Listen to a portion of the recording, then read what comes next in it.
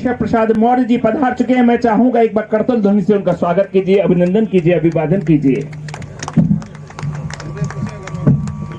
स्वागत करते हुए, ये उद्घाटन करते हुए, लोकार्पण करते हुए, शिलान्यास करते हुए, देखिए उस तरफ देखिए। को करना चाहिए, उनके सम्मान में कुछ हमको करके दिखाना चाहिए। तो अकेले मैं लोक निर्माण विभाग के माध्यम से आपको अवगत कराना चाहता हूं कि हमने उत्तर प्रदेश के जो भी वीर सैनिक देश की सुरक्षा करते हुए बलिदान दिए हैं, उनके घर तक की सड़क को जय हिंद वीर पथ के नाम से बनाने का काम कर रहे हैं। और उसमें आगरा लोकसभा क्षेत्र के अंदर 2 हमारे ऐसे वीर सैनिकों का बलिदान हुआ था, उनकी घर की सड़कों के भी निर्माण का काम तेजी से चल रहा है। और आगे हमारे देश के बहादुर सैनिक, चाहे पाकिस्तान की सीमा हो चाहे चीन की सीमा हो, आपको बताने की आवश्यकता नहीं। आप डेली समाचार पत्रों में, आप डेली टेलीविज़न के माध्यम से इस प्रकार के समाचार को सुनते हैं कि दुनिया के अंदर अपनी दादागिरी स्थापित करने की कोशिश में लगे हुए चीन को भी भारत के वीर जवानों ने ऐसा सबक सिखाया है कि आज या गर्वपूर्वक मुझे आगरा की धरती से कहने में खुशी हो रही है कि जो चोटियां 1962 में चीन ने हमसे छीनी थी, उनमें से कई चोटियों पे आज तिरंगा लहरा रहा है। आता हूं तो आगरा का क्या महत्व है प्रदेश की दृष्टि से, देश की दृष्टि से, या आगरा वालों को बताने की आवश्यकता नहीं है, क्योंकि आगरा विश्व पर्यटन का एक महत्वपूर्ण केंद्र है। आगरा का विकास केंद्र सरकार की और प्रदेश सरकार की दोनों की प्राथमिकता में है। अभी पिछले दिनों माननीय प्रधानमंत्री श्री नरेंद्र मोदी जी के द्वारा और हमारे प्रदेश के माननीय मुख्यमंत्री जी के द्वारा बहुत दिनों से जिसकी प्रतीक्षा थी, आगरा को मेट्रो की सौगात देने का काम किए हैं। और आने वाले समय में आगरा के लोगों की दृष्टि से मैं समझता हूं, चाहे आगरावासी हों, चाहे देशवासी हों, चाहे संसारवासी हों, चूँकि सब लोग आते हैं, इस मेट्रो के माध्यम से बहुत तीव्र गति से विकास का एक अवसर आगरा को मिलेगा। मुझे यह कहने में भी कोई संकोच नहीं है कि 2014 से लेकर के 2017 से लेकर के 2019 तक, चाहे वह विधानसभा, चाहे लोकसभा और चाहे नगरीय निकाय, कोई भी चुनाव रहे हों, सभी चुनावों में आगरा पूरा जनपद, प्रदेश तो भाजपा में है, देश भाजपा में है, लेकिन आगरा जनपद का नहीं देते हैं। जो प्रस्ताव मेरे विभाग के अंतर्गत आता है वो अपने क्षेत्र की जनता को आवागमन की उच्च स्तरीय सुविधा कैसे मिल जाए, इसी का प्रस्ताव देते हैं।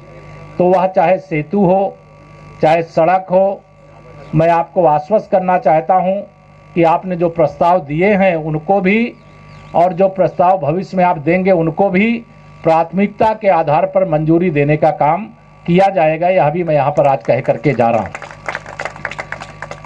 मेरे सभी भाइयों बहनों, आप सबके सामने एक जानकारी मैं और देना चाहता हूं। जैसे मैं आगरा में आया तो मैं आगरा आने से पहले समीक्षा कर रहा था कि आगरा के अंदर हम सड़कें तो बना रहे हैं, लगातार बनाएंगे, अन्य विकास के काम हम कर रहे हैं और निरंतर करेंगे। लेकिन जब से उत्तर प्रदेश में भारतीय जनता पार्टी की आपने सरकार बनाने का काम किया है, कुछ अलग प्रकार के प्रयोग भी हमने करने की कोशिश की। सबसे पहले हमने उत्तर प्रदेश के जो हमारे प्रतिभाशाली बच्चे हैं यूपी बोर्ड के, जिनका स्थान टॉप 20 में आता है हाई स्कूल और इंटर में, उनके घर तक की सड़क डॉक्टर APJ अब्दुल कलाम गौरव पथ के नाम से हम बनाने का काम करते हैं, जिसमें उस बच्चे की, जो प्रतिभाशाली बच्चा है, उसका फोटो भी लगाते हैं, उसके नाम से उसके घर तक की सड़क बनाने का काम करते हैं। और आपके जनपद में भी ऐसी कई सड़कें बन चुकी हैं। अभी इस 2020 के सत्र में जो बच्चों ने टॉप किया था, ऐसी 3 सड़कें केवल यह 5 विधानसभा क्षेत्र के अंदर बन रही हैं, जिसका विवरण मेरे विभाग के या सूचना अधिकारी लोग आपको दे देंगे। मैं एक एक वर्णन नहीं करना चाहता। इसी प्रकार से हम लोगों ने देश की सेवा में, हम आप सुरक्षित इसलिए हैं कि प्रदेश के एक किसान को, आगरा के एक किसान को देना चाहता हूं। हमारी सरकार का लक्ष्य है, जब तक किसान की आमदनी नहीं बढ़ेगी, जब तक किसान की उपज का उचित मूल्य उसको प्राप्त नहीं होगा, जब तक उसको समय से खाद बीज पानी नहीं प्राप्त होगा, तब तक उसका जो विकास है नहीं हो सकता। तब तक किसान का बेटा किसान बनने के बारे में नहीं सोच सकता। हम तो बचपन में यह सुनते आए अपने माता पिता से, खेती के बारे में ये कहा जाता था। हमारे चूंकि आगरा नगर का कार्यक्रम है, यहाँ व्यवसायी हमारे मित्र बहुत है, लेकिन बचपन में यह कहावत थी कि उत्तम खेती मध्यम बान, निषिद्ध चाकरी भीख निदान। यानी वो खेती को सबसे उत्तम व्यवसाय उत्तर भारतवर्ष की धरती पर माना जाता था। उसको उत्तम बनाने की दिशा में जो करना होगा वो करेंगे।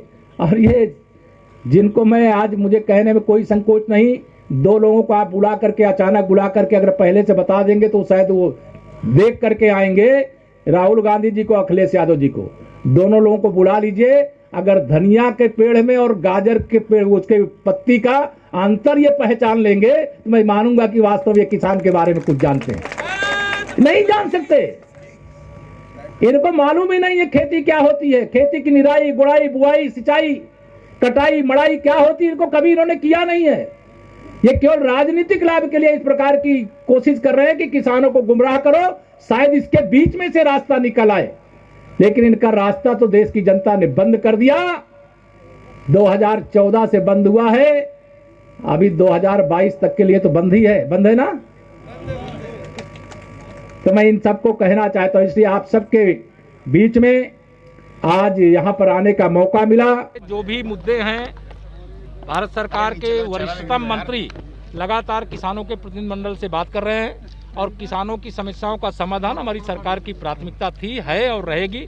और माननीय नरेंद्र मोदी जी किसानों की आमदनी को बढ़ाने की दिशा में जो यह बहुत बड़ा फैसला देश के हित में, किसान के हित में लिए थे, उसका ही ये परिणाम है कि आज देश के अधिकतम हिस्सों में किसानों ने भारतीय जनता पार्टी और केंद्र सरकार के फैसले में इसका विरोध नहीं किया।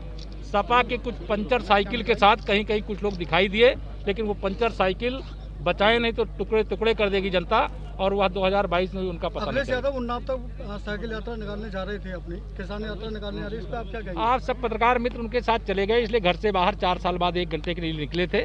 वो काम नहीं करते हैं, वो चाहते हैं कि हम किसी को गुमराह करके, भड़का करके, जातिवाद से, गुंडागर्दी से, माफियाओं के सहयोग से, अपराधियों के सहयोग से हम उत्तर प्रदेश सत्ता में वापसी करेंगे। लेकिन अब उत्तर प्रदेश में ये संभव नहीं। 2022 में क्या देख रहे हैं भाजपा?